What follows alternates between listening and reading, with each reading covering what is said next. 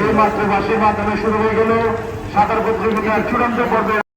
যিনি প্রথম হবেন তিনি পাবেন 50,000 টাকা সমমানের পুরস্কার, দ্বিতীয় স্থান অর্জনকারী পাবেন 40,000 টাকা সমমানের পুরস্কার, তৃতীয় স্থান অধিকারী পাবেন 30,000 টাকা সমমানের পুরস্কার, চতুর্থ স্থান অধিকারী পাবেন 20,000 টাকা সমমানের পুরস্কার এবং পঞ্চম স্থান অধিকারী পাবেন 15,000 টাকা সমমানের পুরস্কার। এছাড়াও ষষ্ঠ থেকে 24তম যারা দ্বিতীয় রাউন্ডে উত্তীর্ণ হয়েছিলেন তারা প্রত্যেকে পাবেন 1,000 টাকা পুরস্কার এবং 25 থেকে 53 পর্যন্ত অর্থাৎ যারা অংশগ্রহণ করেছেন কিন্তু কোনো প্রেস করতে পারেননি তারা প্রত্যেকে পাবেন 500 টাকা করে ডিএসসি কুপন।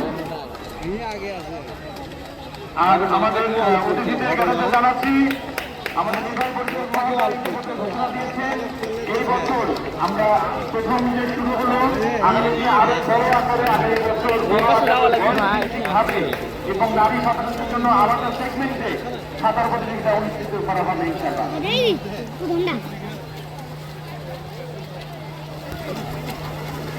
অসংখ্য ধন্যবাদ।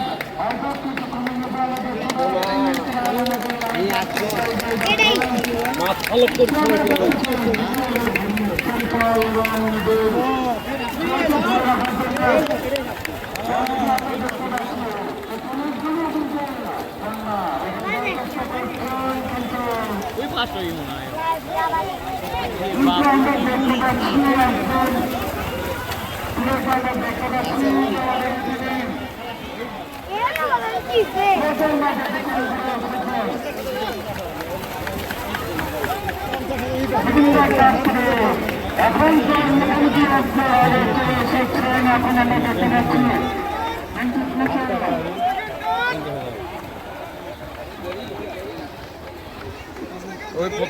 রোদ পরে ভিডিওটা নষ্ট হয়ে গেল। 250 মিটার সাঁতারে যাকে প্রথম দেখছেন রাফি রহমান, তিনি বাংলা চ্যানেল পাড়ি দিয়েছেন টেকনাফ থেকে সেন্ট মার্টিন। এই সেই আমাদের রাফি রহমান, যিনি আমাদের বগুড়ার গৌরব এবং কান্দি নদীতে 13 কিলোমিটার সাঁতার কেটেছে।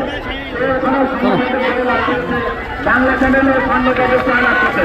শুধু দেখবেন আপনার জোরে একটা করে তালিকান তার জন্য ধন্যবাদ সবাইকে। আমাদের আসলে আমাদের বগুড়ার গৌরব আমাদের রাফি রহমান, আমাদের বন্ধুবার জনাব আলালুর রহমান দীপক, উনি ওনার ছেলের কোচ, উনি আমাদের জাতীয় সাঁতারু ছিলেন আলালুর রহমান দীপক।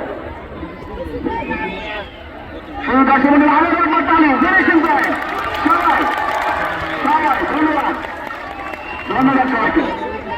অসংখ্য ধন্যবাদ।